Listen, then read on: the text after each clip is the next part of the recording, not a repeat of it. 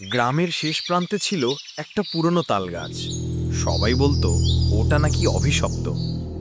সন্ধে নামলেই লোকজন সেই রাস্তা দিয়ে আর যেত না, কারণ বহু বছর আগে ঝড়ের রাতে ওই তাল গাছের পাতা পড়ে এক মহিলার মৃত্যু হয়েছিল।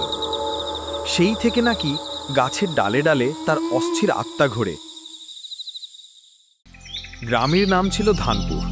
সবুজ মাঠের মাঝে শান্ত নিরিবিলি গ্রাম। তবে গ্রামটার উত্তরে একটা নির্জন মাঠে দাঁড়িয়েছিল বিশাল এক তাল গাছ। বয়স কমপক্ষে 200 বছর। দিনের বেলা বলো বা রাতের বেলা, লোকের যখনই ওই গাছের নিচে যায় তখনই কেমন একটা নিস্তব্ধতা বেড়ে যায় ওইখানে। 20 বছর আগে ভয়ানক এক ঝড়ের রাতে যেইভাবে উনি মারা যান, মৃত্যুর আগে তার ঠোঁট থেকে বেরিয়েছিল অদ্ভুত কিছু মন্ত্রোচ্চারণ। সেই থেকেই নাকি তালগাছটা অভিশপ্ত হয়ে আছে। লোকেরা বলে সন্ধ্যের পর গাছের মাথায় একটা সাদা ছায়া দেখা যায়। অনেক সময় শোনা যায় গাছের ডাল থেকে ভারী কিছু লাফিয়ে নামছে, অথচ নিচে গেলে কিছুই থাকে না। গ্রামের ছেলে রণজিৎ খুব দুষ্টু ও নির্ভীক। তার মনে সবসময় কৌতূহল। সে বলল, তোদের সাথে আমি বাজি ধরলাম, আমি আজ রাতেই ওই গাছের নিচে গিয়ে দাঁড়াবো। যদি কিছু হয় তবে মেনে নেব ভূত আছে। সে বন্ধুদের সাথে বসে বাজি ধরল।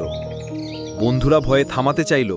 ভাই ওই রকম করিস না, সত্যি জায়গাটা ভালো না। কিন্তু রণজিতের জেদ থামল না। রাত 10টায় টর্চ হাতে একা চলে গেল তালগাছের কাছে। প্রথমে সব শান্ত, হাওয়াও নেই। হঠাৎ তালপাতা কাঁপতে শুরু করল, যেন অদৃশ্য কেউ ডাল নাড়ছে। তারপর ভেসে এলো গম্ভীর এক আওয়াজ। কে এসেছিস? কেন বিরক্ত করছিস আমাকে? রণজিতের গলা শুকিয়ে গেল। টর্চটা কাঁপতে কাঁপতে উপরে তাকাতেই দেখল গাছের মাথায় দাঁড়িয়ে আছে এক লম্বা কালো ছায়া, সাদা ধবধবে কাপড়ে মোড়া, আর চোখ দুটো যেন আগুনের মতো লাল। হঠাৎ সেই ছায়া উড়তে উড়তে নেমে এলো। বাতাস হু হু করে বইতে লাগলো। রণজিৎ ভয়ে চিৎকার করল, কিন্তু মুখ থেকে শব্দ বেরোলো না। অজ্ঞান হয়ে পড়ল গাছের নিচেই। পরদিন সকালে গ্রামের লোকেরা রণজিৎকে উদ্ধার করল। জ্ঞান ফিরতেই রণজিৎ কাঁপতে কাঁপতে বলল, কেউ যেন এই গাছ কেটে ফেলার চেষ্টা না করে, নইলে পুরো গ্রাম ধ্বংস হয়ে যাবে। তারপর থেকে আজও তালগাছটা দাঁড়িয়ে আছে। সন্ধ্যের পর গ্রামের লোকেরা আর ওই পথে যায় না।